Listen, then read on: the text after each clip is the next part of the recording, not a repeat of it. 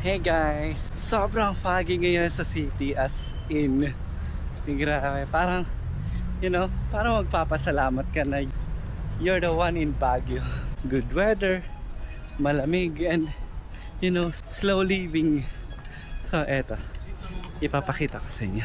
Actually, usually sumasakay ako from the market to our school. But since ngayon, sobrang foggy, ang ginagawa ko is naglakad ako. I choose to walk. Actually, it's going up. So maglalakad ka the whole session. And then liliko ka papuntang school namin.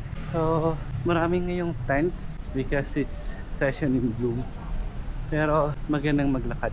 So yun lang guys. Eto, look.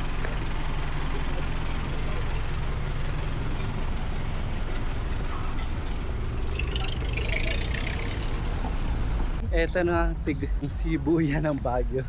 It's like you're crossing in Shibuya crossing, pero nasa Baguio ka. So maglakad na tayo. Mamaya pwede tayong magtingin-tingin ng mga paninda. But now it's actually still early. It's still 6:37. So maglakad-lakad muna tayo and enjoy natin ang cold weather ng Baguio. Parang nakaka-relax naglakad kasi it's so foggy, so relaxing. Tapos sabay kang iinom ng kape na sobrang init na kape. So yun, open na si ate. Shawarma in blooms.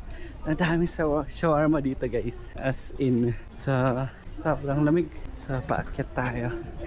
I'll just keep on recording then. Eto mga raw vlogs, tingnan natin. At least makikita natin ang Baguio while it's fogging. Amoy shawarma na. Sana makapagkape tayo somewhere. Salipaw, mango, may milk. Alam mo, eto, Stairway to Heaven. Sa taas, kaya nyo ba yung akyatin? Dito na tayo daan. Salipaw, upoy. Naglalakad tayo ngayon guys. It's Session Road.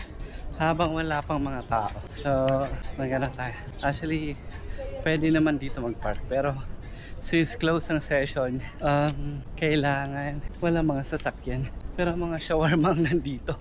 Mamaya tingin tayo kung empanada, shawarma, mga juice, mga milk, mga jackets. Halos nandito na. Grabe! Ang lamig ganyan talaga sa Baguio. It's so foggy. Kung titingnan mo yan, Cosmic Farm.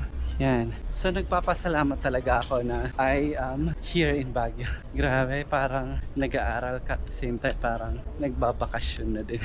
Like, parang hindi mo mararamdaman na nag-aaral ka. Because nasa lugar na maraming coffee shop. Nasa lugar ka na maraming or masasarap na coffee. Nasa lugar ka kung saan na-preserve talaga nila yung culture.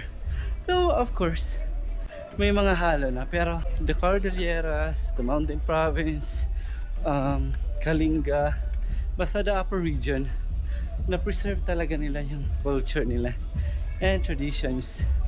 Hindi ka parehas ng lowland na, diba, nasakop tayo ng mga Spaniards.